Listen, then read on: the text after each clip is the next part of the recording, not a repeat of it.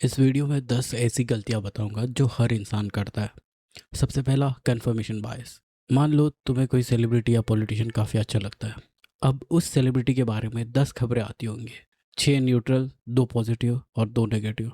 अक्सर क्या होता है, तुम उस सेलिब्रिटी के 2 पॉजिटिव खबरें शेयर करोगे और 2 नेगेटिव को मीडिया का बायस बताओगे। हमारा दिमाग इन्फॉर्मेशन को न्यूट्रल तरीके से कलेक्ट नहीं करता। वो पहले से मौजूद बिलीफ को सपोर्ट करने वाला रहता है, चाहे वो पॉजिटिव या नेगेटिव हो, और उसी का एविडेंस ढूंढता है। इसका प्रैक्टिकल रिजल्ट ये होता है, दो लोग एक ही इवेंट देखते हैं, दोनों के अलग कंक्लूजन्स होते हैं और दोनों को लगता है कि वो सच देख रहे हैं। इसमें दोनों गलत नहीं है, उनका सच का देखने का नज़रिया अलग है। इसी बायस की वजह से बस दोनों अलग अलग सच ढूंढ रहे होते हैं। दूसरा, कॉग्निटिव डिसोनेंस। कभी कभी हमारे बिलीव्स और एक्शंस एक दूसरे से टकराते हैं और दिमाग को ये डिस्कम्फर्ट पसंद नहीं होता। इसका एक आसान उदाहरण देता हूँ। जैसे कि तुम किसी नेता को सपोर्ट करते हो, फिर वो नेता कुछ ऐसा करता है जो क्लियरली गलत है। अब दो चीज़ें एक साथ एग्जिस्ट नहीं कर सकती। ये नेता अच्छा है और ये नेता गलत है। ये तुम्हें अनकंफर्टेबल फील कराता है। अब दिमाग के पास दो ऑप्शन है। पहला, कि बिलीफ बदलो, शायद ये नेता इतना अच्छा नहीं है जितना मैं सोचता था। या फिर दूसरा, एक्सप्लेनेशन बनाओ, मीडिया ने कंटेक्स्ट नहीं दिया, सब पॉलिटिशियन ऐसे ही करते हैं। ज़्यादातर लोग दूसरा ऑप्शन चूज़ करेंगे क्योंकि पहला वाला बदलना मुश्किल होता है। इसे कहते हैं कॉग्निटिव डिसोनेंस। तीसरा, स्पॉटलाइट इफेक्ट। तुम अपने ऑफिस में प्रेजेंटेशन दे रहे हो, बीच में एक वर्ड गलत बोल दिया, पूरा दिन लगता है कि सबको याद होगा, पर रियलिटी में ये सच नहीं है। जिन लोगों ने नोटिस किया होगा वो 10 मिनट में भूल गए होंगे, और जिन लोगों ने नोटिस नहीं किया उन्हें आज ये पता नहीं कि तुमने कहा क्या था। हर इंसान अपनी ज़िंदगी का मेन कैरेक्टर होता है। इसी वजह से हमें लगता है कि सब लोग हमें देख रहे हैं, जज कर रहे हैं या नोट कर रहे हैं, पर सच्चाई ये है कि ज़्यादा लोग उस वक्त खुद के बारे में सोच रहे थे। चौथा, सोशल प्रूफ। दो रेस्टोरेंट्स है समझो, एक बिल्कुल खाली और एक में बाहर लाइन लगी है।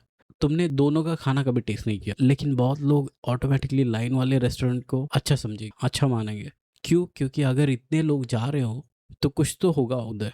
तो ये एक शॉर्टकट है जो दिमाग यूज़ करता है।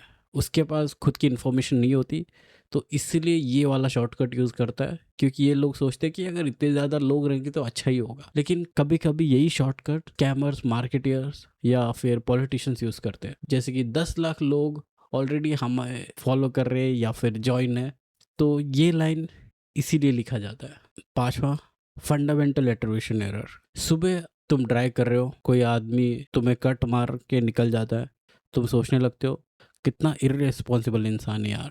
फिर शाम के टाइम तुम किसी को कट मार देते हो, फिर तुम सोचते हो मुझे लेट हो रहा था, मुझे दूसरा कोई ऑप्शन नहीं था। अब यही है फंडामेंटल एट्रीब्यूशन एरर।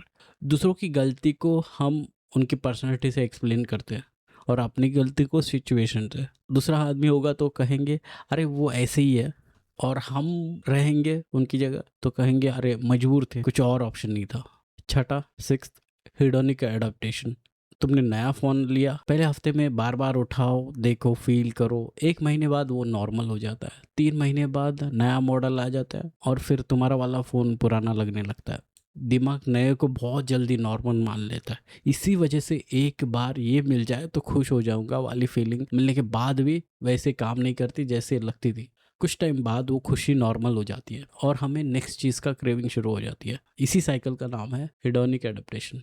सातवां, सेवेंथ, अवेलेबिलिटी ह्यूरिस्टिक्स। तुमने न्यूज़ में 3 प्लेन क्रैशेस स्टोरी देखी होगी। अब उड़ना डेंजरस लगता है, लेकिन एक्चुअली फ्लाइंग ड्राइविंग से स्टैटिस्टिकली ज़्यादा सेफ है। पर किलोमीटर कार में एक्सीडेंट मरने की प्रोबेबिलिटी प्लेन क्रैश से बहुत ज़्यादा है, लेकिन प्लेन क्रैश का क्रैश जो है वो ज़्यादा बड़ा दिखता है, ब्रेकिंग न्यूज़ होता है, दिमाग में घुस जाता है, और जो चीज़ जल्दी याद आए दिमाग उसको कॉमन मानता है। इसलिए एकदम रेयर इवेंट्स भी कभी कभी बहुत कॉमन लगते हैं और कॉमन रिस्क जैसे रोज की ड्राइविंग नॉर्मल लगने लगती है, और ये है अवेलेबिलिटी ह्यूरिस्टिक।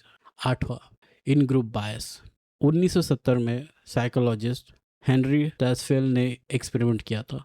लोगों को बिल्कुल रैंडम ग्रुप्स में डिवाइड किया, कोई रीज़न नहीं दिया, कॉइन टॉस जैसे। फिर भी उन्होंने देखा कि लोग अपने ग्रुप के लोगों को ज़्यादा पसंद करते हैं, अपने ग्रुप के रिसोर्सेज ज़्यादा देते हैं, दूसरे ग्रुप को थोड़ा शक्की नज़र से देखते हैं। और ये तब हुआ जब ग्रुप बिल्कुल मीनिंगलेस था। अब सोचो जब ग्रुप मीनिंगफुल होगा, रिलीजन, पॉलिटिक्स, स्टेट्स या क्रिकेट टीम, इसे इन ग्रुप बायस कहा जाता है। तो इसी से तुम समझ सकते हो कि इन ग्रुप बायस कितना ज़्यादा पावरफुल है।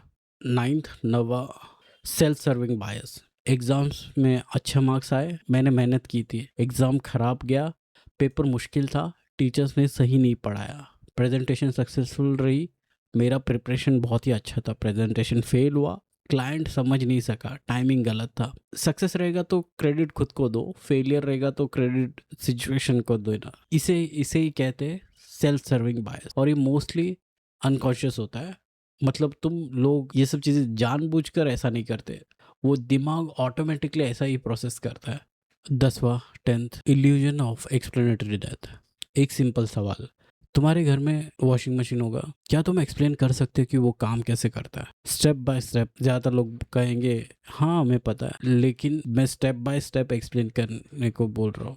अगर तुम वो करने की कोशिश करोगे तो तुम अटक जाओगे। यही होता है इल्यूजन ऑफ एक्सप्लेनेटरी डेप्थ। हम अक्सर फेबिलिटी को अंडरस्टैंडिंग समझ लेते हैं, किसी चीज़ को बार बार देखना उसे समझना नहीं होता। इसका एक प्रैक्टिकल प्रॉब्लम ये है कि जब हम किसी टॉपिक पे स्ट्रॉन्ग ओपिनियन रखते हैं, जैसे कि पॉलिटिक्स, इकोनॉमिक्स, हेल्थ, और कोई पूछे कि एग्जैक्टली काम कैसे करता है, तब पता चलता है कि हमारा ओपिनियन कितना शैलो है। अंडरस्टैंडिंग कम होकर भी हम कितना ज़्यादा कॉन्फिडेंट होते हैं।